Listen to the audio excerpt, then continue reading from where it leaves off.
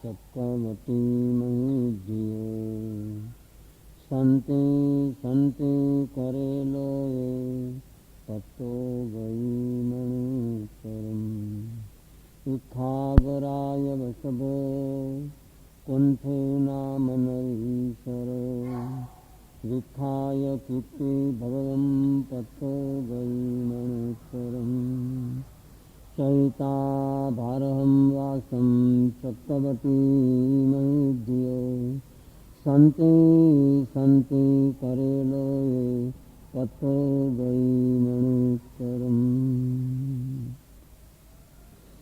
અનંત જ્ઞાની પુરુષોએ જગતને સમજાયું કે સંસાર કંટાળેલો છે, સંસાર કંટાળેલો છે, સંસાર થાકેલો પણ છે. સામો કિનારો એને દેખાય પણ છે. આ કંઈક બંધન મારા કપાળે ચોટેલું છે એવું બધાય સમજે છે. જગતના બધાય ધર્મો પણ સમજે. હિન્દુ ધર્મવાળા પણ ઉપવાસ કર્યો તો રાજગરો ખાય, કારણ કે રાજગરો છે ને એ વાવવો નથી પડતો. રજકાની અંદર એમના મામા આમાં વેરી નાખ્યું હોય તો એની મેળે રાજગરો થઈ જાય. સૌ સમજે તો છે જ કે આપણે કાંઈક ફસાણા છીએ, કંઈક આપણે ભૂલા પણ પડ્યા છીએ, પણ છૂટી શકતા નથી. શું કામ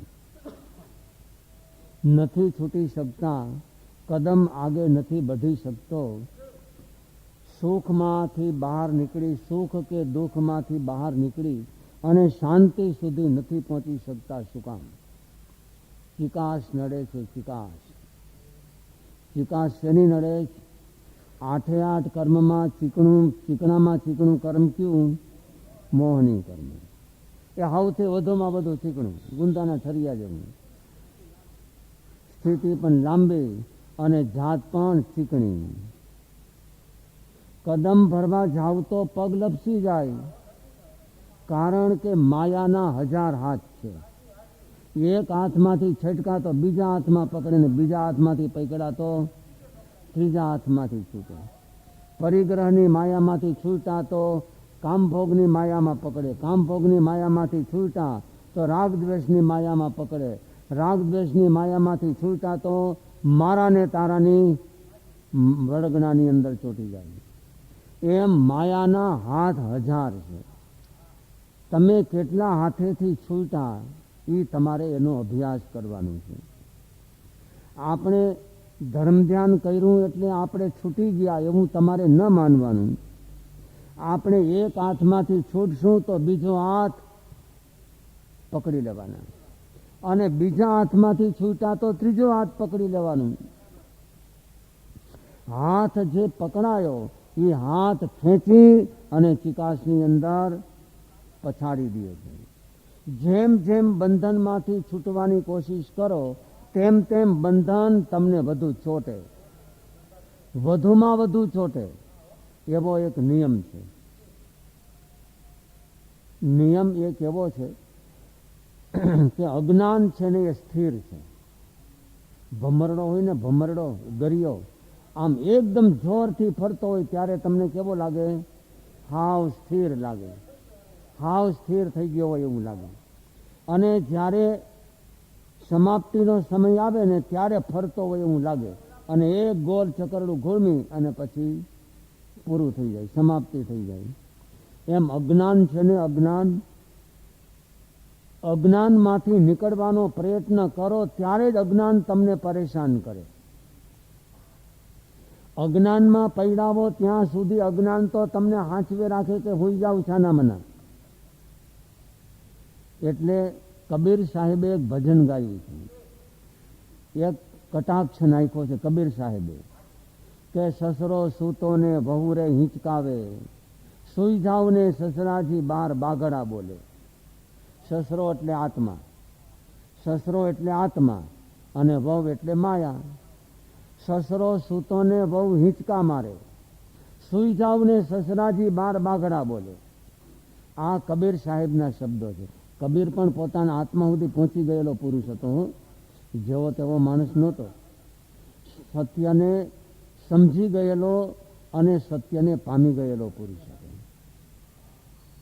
કે આ માયા માણસને કેવી પરેશાન કરે છે, અજ્ઞાનમાં સુવરાવી રાખે. અને જો અજ્ઞાનમાંથી બહાર નીકળશો તો બહાર તો બધા બાંઘડા જ બોલે. એટલે આમાં આમાં તમે પડ્યા રહ્યો. અજ્ઞાનમાં માણસ પડ્યો હોય ત્યારે કાંઈ મન વિચલિત થાય નહીં. આમ એમ જ લાગે કે આપણે હાવ સ્થિર પુરુષ બની ગયા છીએ, મન ક્યાંય આડવવડું જાય નહીં. જેટલું અજ્ઞાન મજબૂત એટલા તમારા મન વાણીને કાયા એકાકાર બની જાય. જે ચીજનો તમને અત્યંત મોહ હોય, જેની અત્યંત આસક્તિ હોય, એ કાર્યમાં તમે જોડાયા એટલે મન, વચન અને કાયા ત્રણે ત્રણ એકાગ્ર બની જાય. એટલી વાર તો એકાગ્ર બની જાય, પછી ત્યાંથી આઘા હટો ને છૂટો, પછી જે થવું હોય તે થાય. અજ્ઞાન એક એવી ચીજ છે કે તમને એમાં ને એમાં, પાપમાં ને પાપમાં, કર્મમાં ને કર્મમાં, રાગમાં ને દ્વેષમાં ચીટકાવી રાખે, આગે હટવા દે નહીં. જ્યાં ચિકાસ હોય ને એને જ ઘાણીમાં નાખવામાં આવે. તલના દાણા હોય, સિંગના દાણા હોય, એરંડીના દાણા હોય તો એને ક્યાં જવું પડે? ઘાણીમાં જવું પડે. શું કામ ઘાણીમાં પીલાવવું પડે? કોઈ ઘઉંને, બાજરાને, અડદને, મગને કોઈ ઘાણીમાં નાખે? કોઈ હા, એને ઘંટી જુદું વાત થઈ ગઈ. ઘંટીમાં નાખે તેલ કાઢવા હાટું નહીં, રોટલો બનાવવા માટે, રસોઈ બનાવવા માટે. પણ ઘાણીમાં કોને નાખે? જ્યાં ચિકાસ, જેનામાં ચિકાસ હોય એ ઘાણીમાં વધુ જાય. તો સંસારને ઘાણીની ઉપમા દેવામાં આવી, ઘંટીની ઉપમા દેવામાં નથી આવી, ઘાણીની ઉપમા દેવામાં આવી છે. ઘાણીમાં કોણ જાય? કે જેનામાં જેટલી વધુ ચિકાસ એટલો વધુ ઘાણીમાં જાય. મેં એકવાર એક ખાદી કાર્યાલય હતું, એમાં ઉતરેલા. પછી જરાક હું ચક્કર લગાવતો હતો. હવે તો ઘાણી વહી ગઈ. ત્યાં એક ઘાંચી બેઠો હતો, ગોળ ચક્કરડું ઘૂમતો હતો. તેલમાં, તલમાંથી તેલ કાઢી રહ્યો હતો. હવે એમાં થોડુંક પેલા ખોડમાં તેલ બાકી રહી ગયું હતું ને, તો એને ફરી વખત ખોડ પાછો નાખ્યો. જ્યાં સુધી તેલનું ટીપું દેખાતું હોય ત્યાં સુધી એને પીલાવવું પડે. હવે આ મોહ, ભગવાને શું કીધું કે એગે કમ્મે, એગે અકમ્મે. કર્મ એક છે, અકર્મ પણ એક છે. અકર્મ એક છે એ તો આપણે સમજી ગયા કે ભગવાન સિદ્ધ પરમાત્મા. અકમ્મસ નથી વ્યવહારો, એવા આચારાંગ સૂત્રના ભગવાન મહાવીરના વચન છે કે અકમ્મસ નથી વ્યવહારો. અકર્મ થયા પછી કોઈ વ્યવહારની જરૂરત નથી. એટલે કયો વ્યવહાર? ચાર ગતિમાં પરિભ્રમણ સ્વરૂપ. ચાર ગતિમાં પરિભ્રમણ સ્વરૂપ કોઈ પણ વ્યવહાર નથી. બાકી જગત વ્યવહારથી કોઈ દી ઊંધા ન હાલે. ભગવાન તીર્થંકરો હોય, જેમ કે આ સુલસાના 6 પુત્રો હકીકતે કોના હતા? દેવકી માતાના. કોઈ સવાલ પૂછે કે આ કોના દીકરા? તો એ સુલસાના જ છે. કારણ કે જગત એને સુલસાના સમજે, અને જો ઊંધું બોલવા જાય તો આડું ઉતરે. એટલે ભગવાન તીર્થંકરોને પણ લોક વ્યવહારથી કદી ઊંધા ચાલતા નથી. તમે દર્શનાવરણી કર્મ બોલો છો ને, ચક્ષુ દર્શનાવરણ, અચક્ષુ દર્શનાવરણ, ચક્ષુ આ બાકીની 4, એમાં ઇન્દ્રિય દર્શન બોલી ગયા હોત તો 5 આવી જાત ને. સમજી ગયા ને તમે? ઇન્દ્રિય કેટલી? 5. હવે ચક્ષુ અને અચક્ષુ એવા 2 વિભાગ પાડવામાં આવ્યા ને. એને બદલે જો ઇન્દ્રિય દર્શન, અવધિ દર્શન ને કેવળ દર્શન, 3 દર્શન કહી હે, ક્યાંય આગમમાં નથી.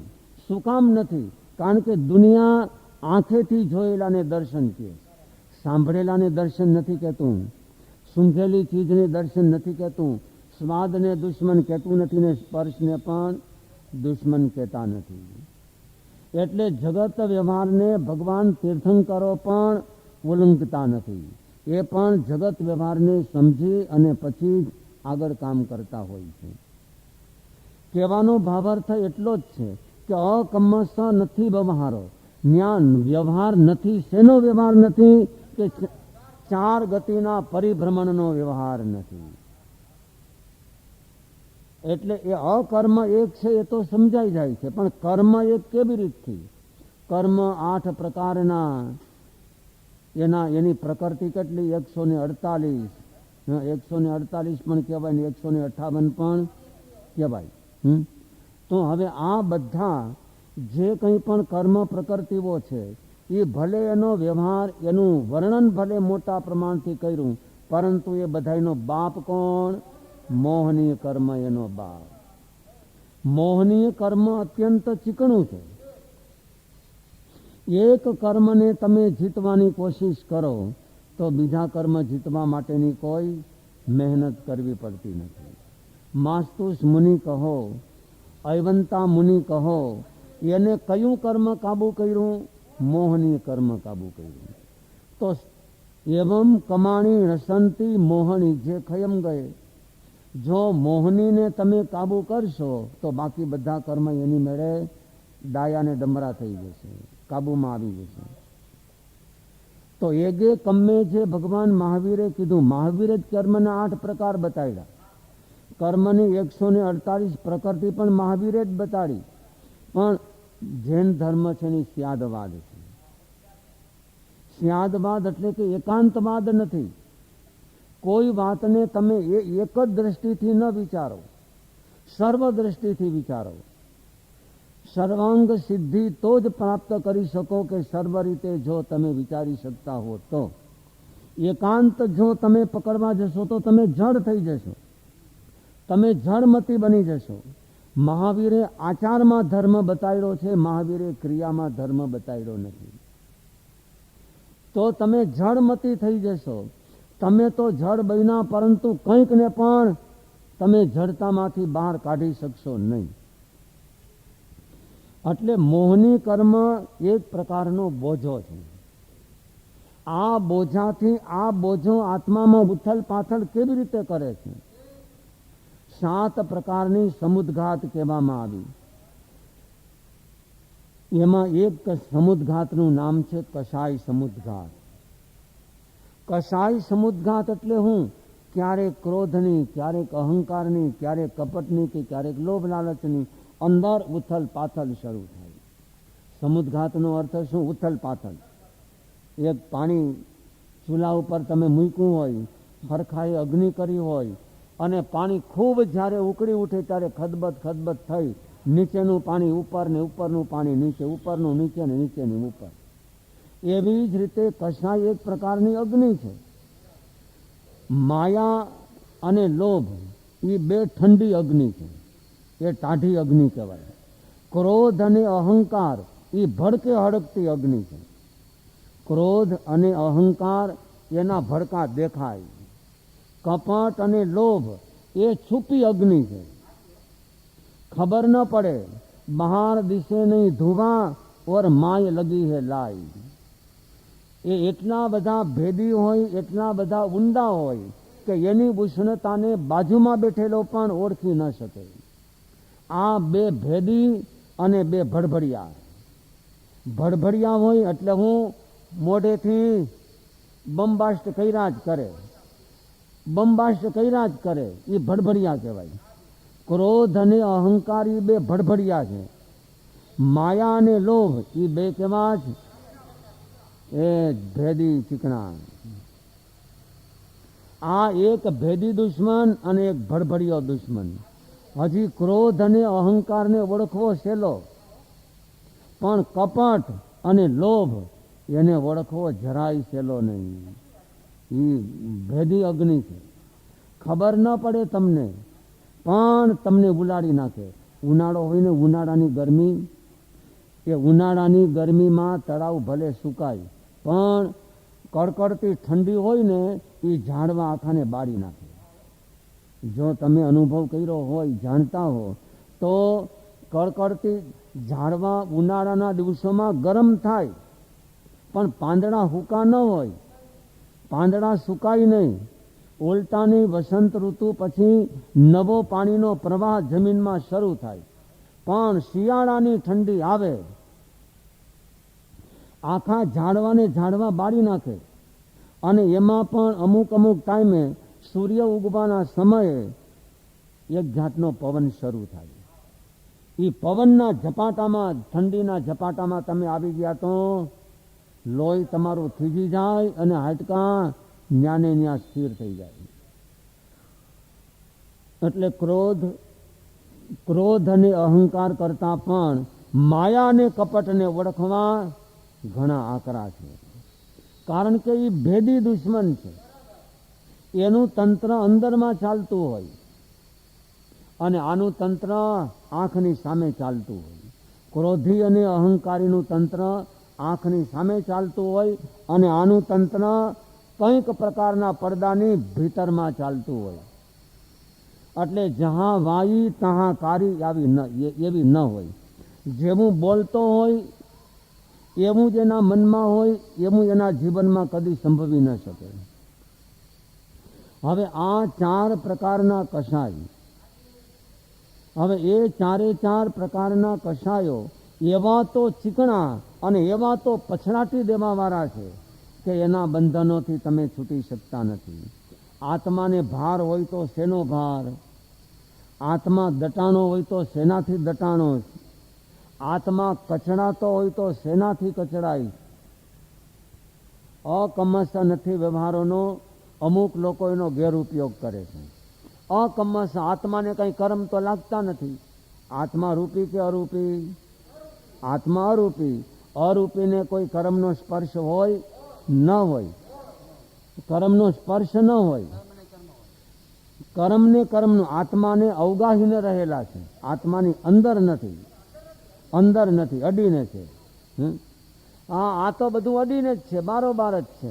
આત્મા તો અકર્મ, આત્મા અજર અમર, આત્મા અનહારક, એમ કરી અને મનમાની રીતથી આ દુનિયામાં જીવતા હોય છે. હા, તપ કરવાની કંઈ જરૂર નથી, કાંઈ જરૂર નથી. ખાઓ પીઓ ને મોજ કરો. લડ્ડુ બી ખાના ઓર મોક્ષ મેં બી જાના. આવા પ્રકારનો અમુક વર્ગ ગેરઉપયોગ કરે છે. સમજવાનો વિષય એટલો અહીં આપણે છે કે આપણા મનુષ્યના જીવનને દાટી દીધો કોને? સુખ અને દુઃખની ખબર ક્યારે પડે? શુદ્ધિ પાઈમાં પછી સુખ અને દુઃખની ખબર પડે. તમે બોલો છો ને 3જા અધ્યયનમાં, ઉત્તરાધન સૂત્રના 3જા અધ્યયનમાં કે જીવા સોહી અણુપત્તા આયંતી મનુષ્યમ. શ્રી ઉત્તરાધન સૂત્રના 3જા અધ્યયનમાં એ પ્રમાણે કહેવામાં આવ્યું કે જીવા એટલે કે જીવ, સોહી એટલે શુદ્ધિ, અણુ એટલે જરાક, પત્તા એટલે પ્રાપ્ત થયો. જીવા સોહી અણુપત્તા આયંતી મનુષ્યમ. જ્યારે જીવ થોડીક પણ શુદ્ધિને પામે પછી કયો જન્મ મેળવે? મનુષ્યનો જન્મ પામે. શુદ્ધિ પામ્યા પછી સુખ અને દુઃખની ખબર પડે. એના પહેલા સુખ દુઃખની ખબર પડે નહીં. એના પહેલા સર્વ જીવોને એટલી ખબર હોય કે મારે જીવતા રહેવું છે, મરવું નથી. જીવતા રહેવું છે, મરવું નથી, એટલી ખબર હોય. એ સિવાય એને બીજી લાંબી પોડી ખબર ન હોય. હવે સુખ અને દુઃખની ખબર પડ્યા પછી એને કાઢવું કેમ? ઈ કણા પણ તમને શુદ્ધિ, જે અંદરમાં થોડીક શુદ્ધિ પામ્યા, જેમ દાખલો આપે છે ને કસ્તુરિયા મૃગનો. કસ્તુરિયા મૃગના ડૂટામાં કસ્તુરી પાકે છે, પણ એ ડૂટાની ચામડીમાં જરાક છેદો પડે પછી સુગંધ બહાર નીકળે. એમાં એના ડૂટાની વાત શા માટે કરી? કે આપણું પણ તંત્ર ક્યાં ચાલે? આત્માના 8 રૂચક પ્રદેશો કઈ જગ્યા ઉપર છે? બસ નાભી મંડળ. પર્યુષણમાં આ વિષય ઉપરના જ આપણા પ્રવચનો હશે. હવે આપણું અંદરનું તંત્ર, શરીર ભલે ગમે એટલું હોય, વ્યવહાર ભલે ગમે એટલો મોટો હોય અને દુનિયા આખીમાં પણ ભલે તમે ચક્કર કાઢતા હો, પણ એનું તંત્ર કોણ ચલાવે? તંત્ર અહીંયાથી ચાલે છે. એટલે આ કસ્તુરિયા મૃગના ડૂંટામાં કસ્તુરી પાકે, એમનેમ સુગંધ ના આવે, એમાં જરાક છેદો પડે, જરાક છેદો પડે એટલે સુગંધ બહાર નીકળી. સુગંધ બહાર નીકળી એટલે એને ખબર પડી કે હવે આનું નામ સુગંધ કહેવાય, આનું નામ દુર્ગંધ કહેવાય. એના પહેલા કોઈ પણ તમે જીવ જોશો તો એને સુગંધ કે દુર્ગંધની કાંઈ ખબર જ નથી. ગમે ત્યાં બેસી જાય, ગમે તે ખાઈ કાઢે. કોઈ જીવ તો હાવ ગંદકી જ ખાતું હોય તો કોઈ કાંઈ ને કોઈ કાંઈ, કોઈ ઘોડા કે ગાય કે ભેંસ એને જીવડા સહિત પણ એને તમે અનાજ આપો તો પણ એ ચાવી જાય. એને કાંઈ બીજી ખબર નથી, સુખ કે દુઃખની ખબર નથી. મારે જીવતા રહેવું છે, મારે મરવું નથી. હવે આ જે સુખ અને દુઃખની ખબર પડી એ શેના પ્રભાવે પડી? પોતાની શુદ્ધિના પ્રભાવે. હવે શુદ્ધિએ એને સુખ અને દુઃખ તો સમજાવ્યા, ભેગું એ પણ સમજાયું કે આ બે ચીજ કાઢવા જેવી છે, આ હાંચવવા જેવું નથી. હવે જે સાચવવા જેવું નથી એને હાંચવવાનો ધંધો કોણ કરે? કે મોહ કર્મ કરે. મોહની કર્મનો ધંધો શું? એક જ કે તમને ખબર તો પડી આનું નામ સુખ, આનું નામ દુઃખ. આ સુખ આપણને ઉલાડી ઉલાડીને મારે અને દુઃખ આપણને પછાડી પછાડીને મારે છે. એક અહંકારમાં મરે અને પછી નિરાશામાં મરે. હોય ત્યારે અહંકારમાં મરે અને જાય ત્યારે, એટલા માટે એને દોલત કહેવાય છે. દોલત આવે ને ત્યારે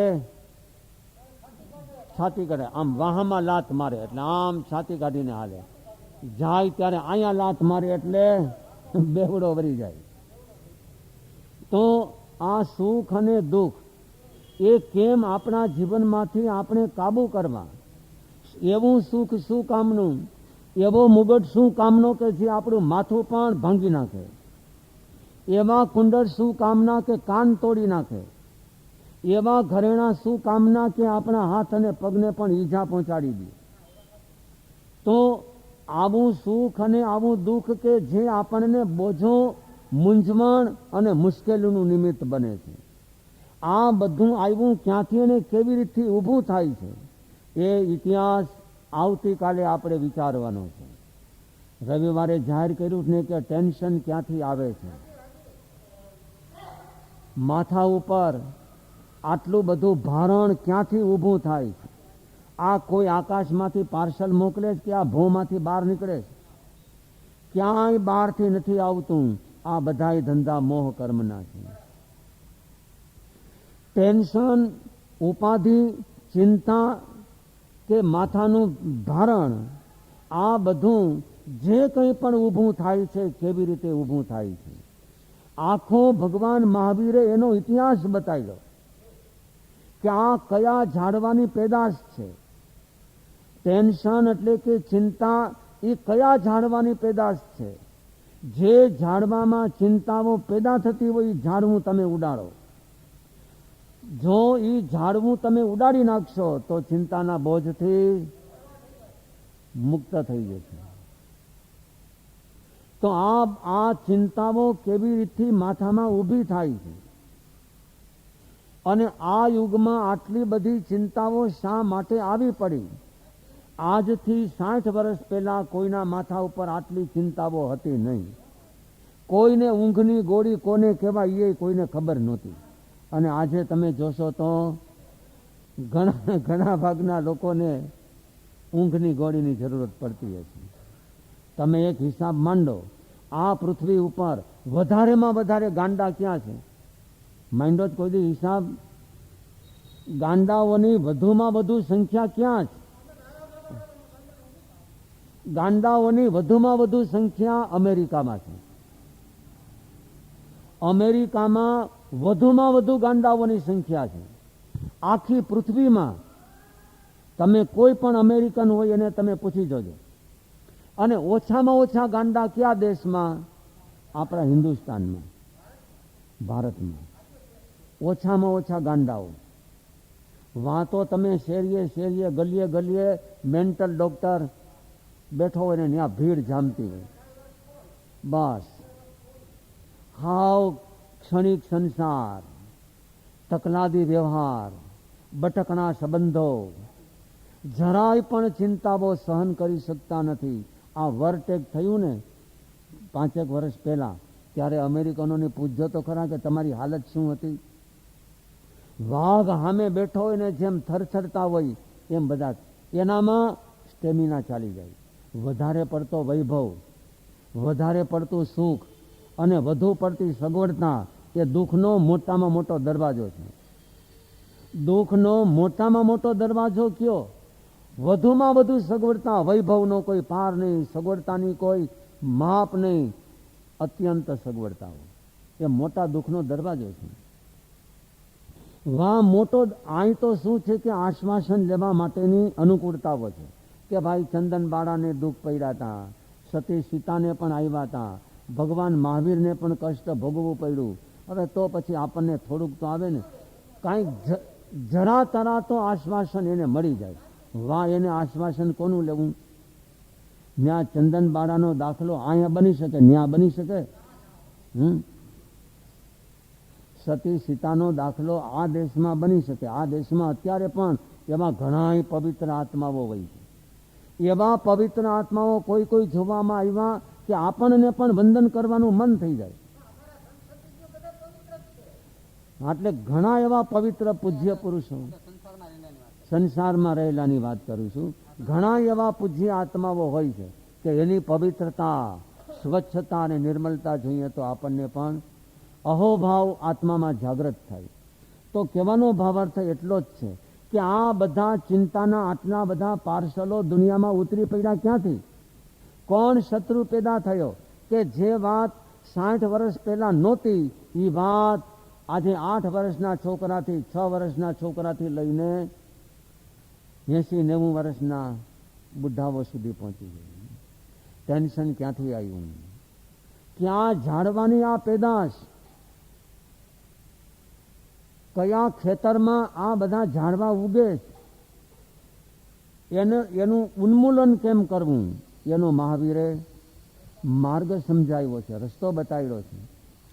આ રસ્તાને આપણે પામવો છે. આપણે આ બધા ભારથી છૂટવું છે. સુખ અને દુઃખની સમજ તો પડી, પણ એ કેવા સુખ દુઃખની ખબર પડી? એમાં ભેગો ભેગો પાછો મોહ.